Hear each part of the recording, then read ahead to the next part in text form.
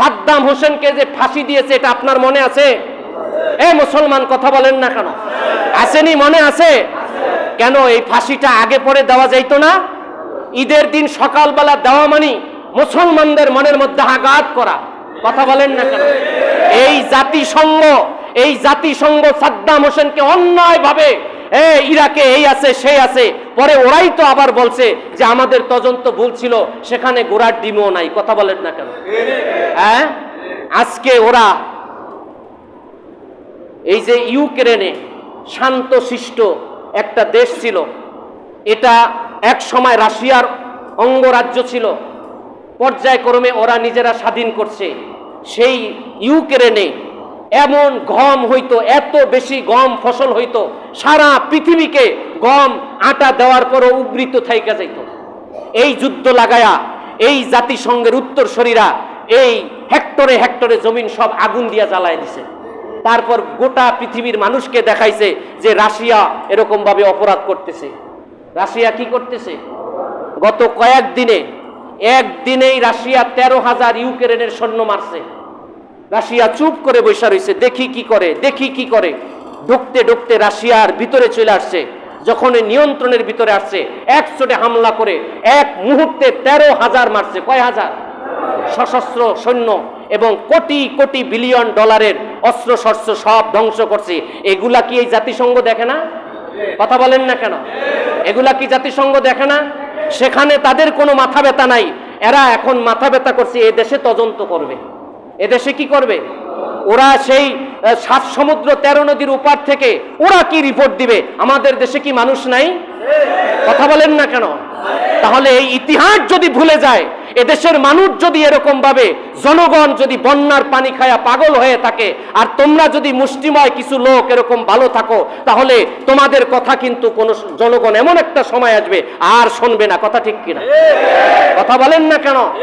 অতএব আমাদের প্রাণের দাবি হলো আমাদের দেশের বিচার আমরাই করব। আমাদের দেশের বিচার চাই, যত সময় লাগুক, যে কোনো লাগুক। আমাদের প্রাণের দাবি হলো জাতিসংঘের কোন সদস্য আমার বাংলাদেশে আমি ঢুকতে দিব না। কথা ঠিক কিনা ভাইয়ের আমার? আজকে আপনারা লক্ষ্য করে দেখেন, ফিলিস্তিনের ভিতরে প্রত্যেক দিন কত মায়ের বুক খালি হইতেছে। সেখানে তাদের তদন্তের প্রয়োজন নাই, সেখানে তাদের দরকার নাই।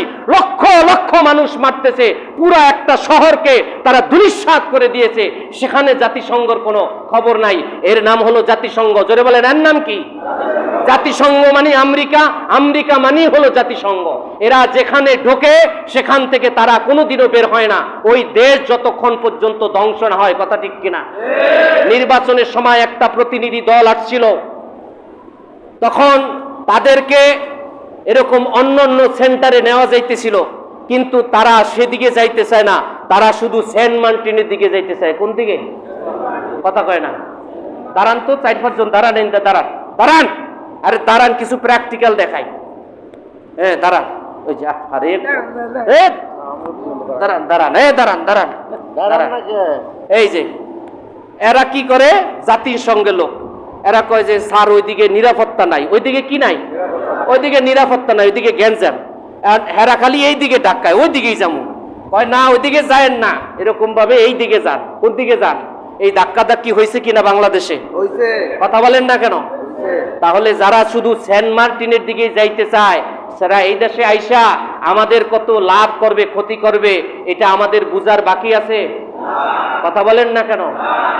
গাদ্দাফির কথা মনে আছে? কথা বলেন না কেন? মুরসিরে কিভাবে ফাঁসির কাস্টে ঝুলাইছে একজন কোরআনের হাফেজ। কথা বলেন না কেন? কথা বলেন না কেন? এই জাতিসংঘ মুরসিরে কি করছে? কথা কয় না। ইমরান খান একজন জনপ্রিয় বিশ্ব নেতা কিনা? কথা বলেন না কেন? ইমরান খানকে অন্যায়ভাবে ক্ষমতার থেকে কে নামাইছে? কথা বলেন না কেন? ইমরান খানকে অন্যায়ভাবে জেলে ঢুকায়া জালেমদেরকে পাকিস্তানের মসনদে কে বসাইছে? কথা বলে না, কে বসাইছে? অতএব এত সুন্দর, হ্যাঁ, অমুক ভাইয়ের চরিত্র ফুলের মতো পবিত্র, নামাজ পড়ে না, কথা কয় না। যেই জাতিসংঘের চরিত্র এত সুন্দর, সেই জাতিসংঘ আমাদের দেশে আইসা কত নিরপেক্ষ তদন্ত কইরা অপরাধী বাইর করবে, এটা আমাদের ভালো করে জানা।